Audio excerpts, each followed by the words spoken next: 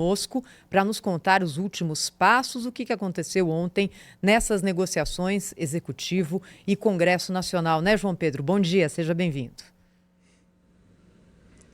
É isso, Thaís. Bom dia a você, a todos que estão nos acompanhando. Olha só, a gente está de olho nessas negociações porque o principal elemento, que é o presidente Lula, está de fato internado nesse hospital em São Paulo e, portanto, está meio que fora dessa articulação do governo federal com o Congresso. Quem está tomando as atitudes é o ministro, Alexandre Padilha, assim como também o ministro Rui Costa. Por quê? Essa é uma pauta de interesse do governo, essa questão dos cortes de gastos que estão dentro do Congresso Nacional e que provavelmente devem ser votados ao longo dessa semana. A gente teve, inclusive, em um determinado momento, o ministro Padilha falando a respeito desses cortes, que essa proposta deve sim ter um andamento ao longo dos próximos dias, mesmo com a ausência do presidente Lula. A gente vai acompanhar um trechinho. O procedimento que o presidente Lula passou durante essa madrugada, o fato dele estar hospitalizado, não impede de que esse ritmo, esse compromisso das votações, o envolvimento de todo o governo nas votações, deem continuidade para que a gente possa concluir o ano com essas regras do marco fiscal consolidadas, contribuindo para o crescimento econômico do nosso país. Bom, ainda com relação a esse tema, uma preocupação agora sobre quem será o relator desses projetos que estão no Congresso Nacional. A gente tem dois nomes principais, Isnaldo Bulhões e Átila Lira. A expectativa é que isso seja decidido ao longo dessa semana para que esses projetos de fato sejam também votados. Uma outra preocupação também é a preocupação do presidente da Câmara dos Deputados, Arthur Lira. Ele destaca o seguinte, que há esse interesse de se equilibrar as contas públicas, essa poupança de 370 bilhões de reais até 2030, mas destaca que esses assuntos são um tanto quanto delicados, principalmente por tratarem de emendas e por darem mais transparência, mas também ali não serem o que os parlamentares querem. A gente vai ouvir o Arthur Lira falando então que esse é um trecho delicado, é um tema delicado, mas que ainda assim pode ser que essa proposta tenha um andamento. Vamos ouvi-lo. O acerto é que não tem votos. O assunto é polêmico, o BPC é polêmico, a abono é polêmico, o salário mínimo é polêmico. É um assunto que ferve, além de toda a insatisfação pelo não cumprimento de uma lei que foi aprovada pelo Congresso Nacional, sancionada pelo presidente da República. Bom, Arthur Lira falou a respeito de não ter votos e essa é a avaliação nesse momento, viu? Não há votos ainda para que esse tema seja aprovado e é isso que precisa ser costurado, precisa ser construído. Só que há uma preocupação, como a gente falou também, com essa articulação que não conta com o principal elemento, que é o presidente Lula, e também com a definição de quem será o relator da proposta de emenda à Constituição. Os projetos de lei têm esses dois nomes que falei e a PEC ainda não tem uma definição. Tudo isso tem que ser definido até o dia 20 de dezembro. Lembrando, os parlamentares entram em recesso nessa data, ou seja, está todo mundo correndo contra o tempo, Thaís e Pedro. Obrigada, então, ao João Pedro Melo, direto de Brasília.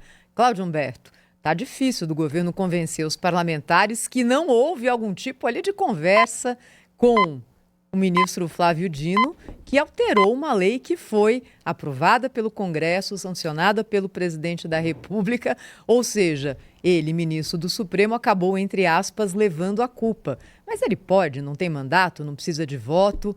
Que situação, hein, Cláudio? Pois é, o ministro Flávio Dino quis ser mais realista do que o próprio rei, né, como a gente já mencionou aqui, e acabou levando problemas para o rei, né, causando problemas para o rei. Mas no Congresso, as pessoas estão convencidas, deputados e senadores, que é tudo um jogo combinado.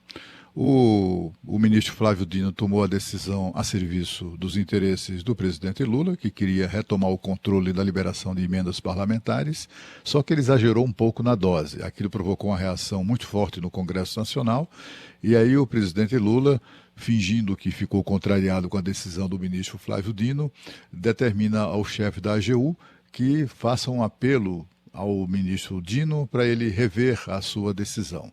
Por que o presidente Lula não passou um telefonema, né? Não deu um telefonema para o seu ex-ministro da Justiça, direto amigo, né? E, a rigor, subordinado, digamos assim, político, por que não ligou para ele e ele próprio fez o pedido? Não, mandou fazer oficialmente, através de ofício, etc. e tal, pela AGU. E o ministro, então, de maneira altiva, disse que não há o que reconsiderar. Aí o presidente Lula também, olha, eu não posso fazer nada, o ministro realmente é um cabeça dura e etc. E aí, com isso, se mantém a situação em que, de uma decisão que desrespeita a prerrogativa do Congresso, que interfere em assuntos da economia interna do Congresso Nacional e, sobretudo, assim, é um insulto, né, a uma decisão, a uma lei que tinha acabado de entrar em vigor.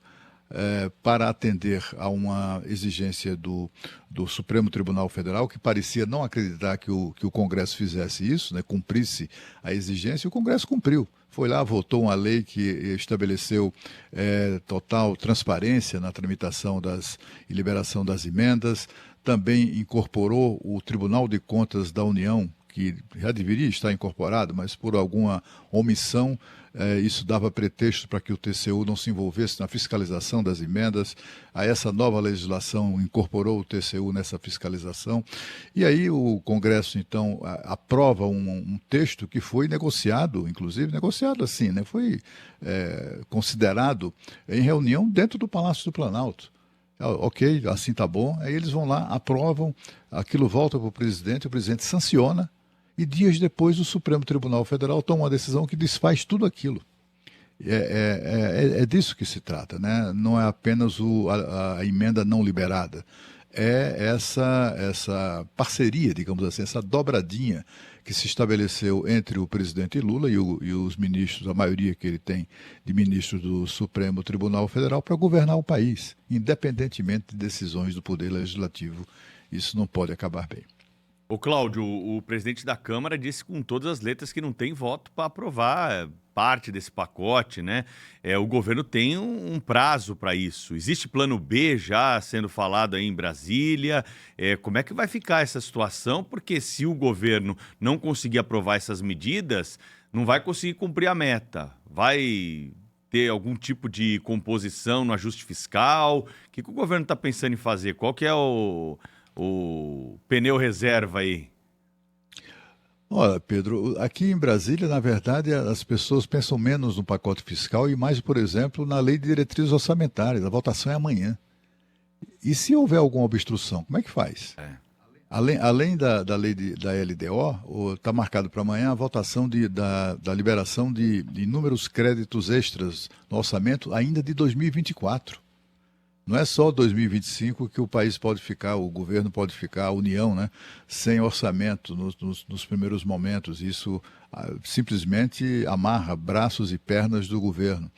Não é apenas isso, tem assuntos para serem resolvidos do ponto de vista orçamentário ainda em 2024. Não tem votos, essa falta de votos, né, pode se estabelecer o que ontem o relator da LDO, o senador Confúcio, classificou de apagão de governança no país. É exatamente o risco que o Brasil corre neste momento. E olha, olhando o que tem lá no tal do pacote fiscal, não é? Até a gente falava ontem com o Fernando Schiller, cientista político aqui a respeito disso, não tem muita coisa, mas alguma coisa tem. Por exemplo, mudança no critério de reajuste do salário mínimo, que subiria, se for aprovado, menos do que subiria sem o pacote, porque hoje o critério é PIB mais inflação, e aí vai ter aquela barreira de 2,5% de reajuste máximo. Isso é possível que passe? Acho que sim. BPC, o benefício de prestação continuada, a mudança é pequena, altera um pouquinho o critério de concessão, aí é uma dúvida. Aquela PEC dos penduricalhos, que fala, olha, aquilo que está na Constituição escrito, que você não pode ganhar mais do que o presidente, o presidente da República, que é o teto dos salários no país, e que afeta de cheio todo o judiciário e toda a estrutura do judiciário, com todos os agregados no entorno, improvável. Já tem um lobby grande de entidades, de tribunais, do Ministério Público, dizendo que não dá para ser desse jeito. Ou seja, aquilo que já era pequeno em termos de ajuste fiscal vai ficar menor ainda e vai cair a conta justamente sobre aquela parcela que, segundo o atual presidente, segundo o atual governo, é a parcela prioritária, né? Que é a baixa renda. E esse aí é que vai acabar pagando o pato, quem ganha salário mínimo e quem recebe o salário mínimo na benefício da Previdência Social, em pensão, em benefício ou no BPC. Fora isso, vai ter pouca coisa. E aí, Pedro, assim, se tudo for aprovado, a conta já não fecha. Aprovando um pedacinho disso, fica uma grande interrogação no ar. E no meio dessa confusão toda, Selic, né? Vem aí a nova Selic. Sem falar na expectativa... Selic, né, Cláudio? Pois é, vem isso. aí a nova Selic, a inflação aumentou, enfim, já passou ali da meta. A expectativa é que a Selic cresça de 0 pontos, a Thaís já explicou isso aqui, de 0,75 até 1 ponto percentual. É uma tragédia para o país, né, para a economia de uma maneira geral, e já há bancos aí, enfim, instituições financeiras, projetando Selic a 15% ao ano.